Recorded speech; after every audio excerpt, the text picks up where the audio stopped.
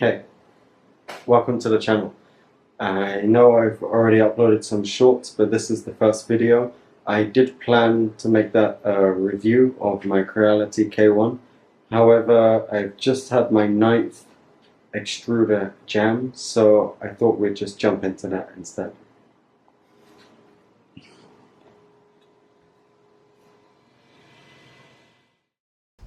Okay, guys, before we look at this extruder, I'd like to talk about the bed mesh. So I'll put up on the screen what it looked like from the factory.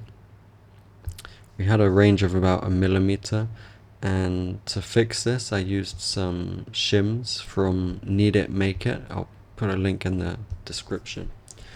But you can kind of see that I printed them in white ABS and they just sit underneath the feet for the bed.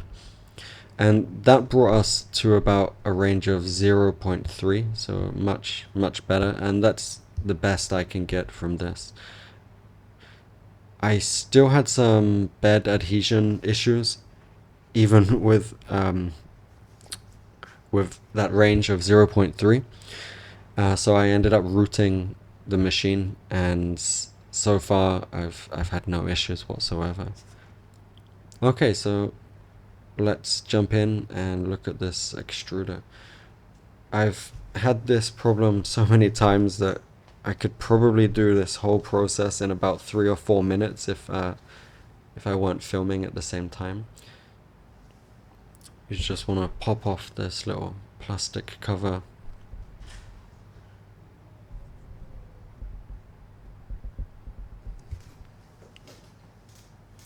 So you can see my extruder is being secured with 2 M3 nuts at the back. This is because just time and time again having to remove the extruder and the motor, the threads have threaded, they've cross-threaded, so I can't secure it, I can't tighten it down basically. This, just a quick note, this is not my first 3D printer. So I started getting into the hobby back in 2015, around 2015, 2016, at a local makerspace in London. Funny enough, it was actually with, they had some Creality printers there. So I really wanted to love this K1, this K1 Max. And I would say I'm a little bit biased towards Creality, having used their products in the past. But it hasn't been the best first impression, sorry, it hasn't been the best first impression. I can get past the warping on the bed, to be honest. I mean, that's not a biggie for me. Since routing the machine, I installed a program called Camp, which is K-A-M-P, and it basically sorts all of the bed adhesion problems I had before. Alright, so just removing the Teflon tube, I'm going to snip that PLA. And then let's pour that extruder out of the housing.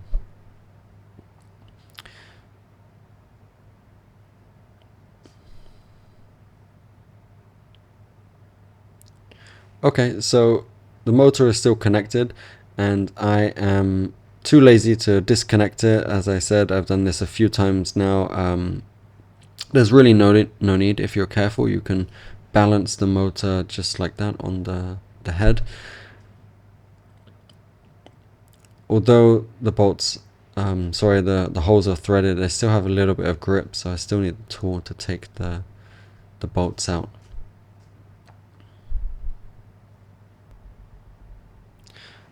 And then there we have it. So I'm just going to rest the motor there while I take the extruder to the workbench.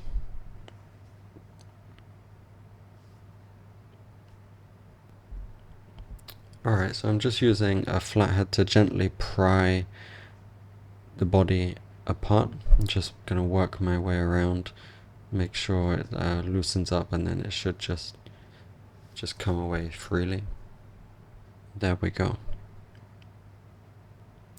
And here is the issue.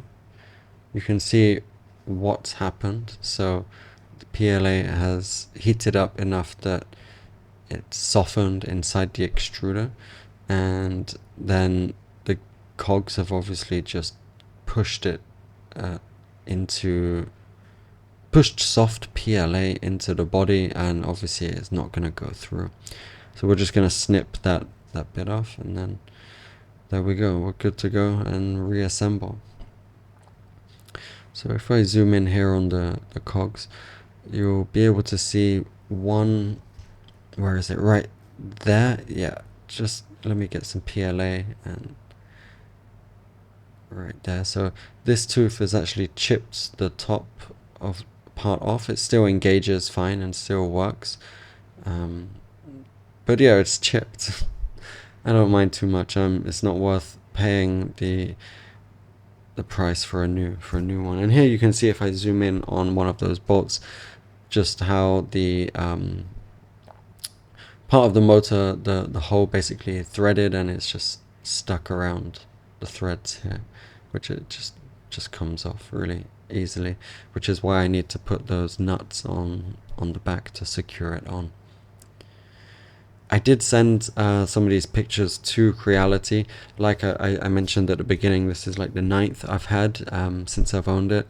I wish I had done it sooner, because, well, unfortunately they only have a 3-month warranty on the extruder, and I've just hit the 4th month of owning the machine.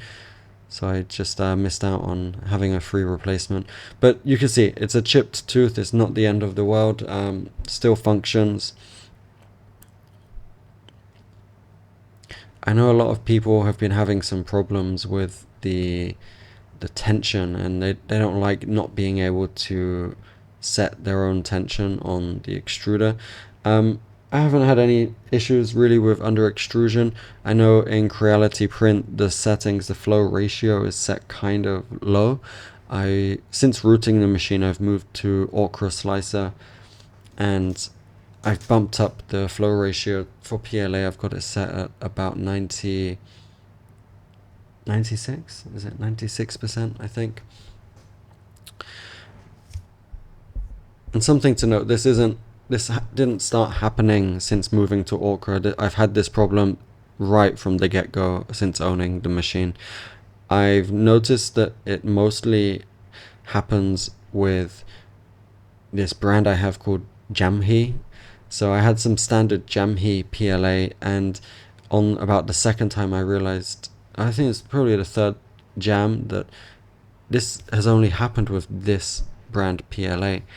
So at that time I still had the role of Creality high-speed PLA, so I just kind of kept using that, and I ended up giving away that Jamhe. I since purchased 4 boxes of Jamhe. There it is, as you can see. This jam is happening with this high-speed PLA, which is rated for a higher temp, 200 to 230 degrees, and I'm running it at 210 to 220 depending on the model. And I just feel like here on my shelf you can see I've just got eSun. This is what's left of a mixture of ABS and PLA plus. So eSun is the only brand that I can run at pretty much any temp, 230 degrees, any speed, and it works perfectly. It's not eSun high speed or anything, it's just standard PLA plus. And ABS, because of course ABS has that higher melting temperature, so I guess the heat flowing back up the extruder doesn't affect it that much. So I can print ABS flawlessly, no issues at all. It's just with PLA, standard PLA. So I'm kind of on the hunt for PLA F, something that has a slightly higher melting point, and I guess that should work. However, that being said, should you really have to nitpick and carefully choose the PLA you print with, surely Surely that shouldn't be an issue. Alright guys, we're gonna wrap it up there. Thanks a lot for tuning in. Hope to see you again. Bye.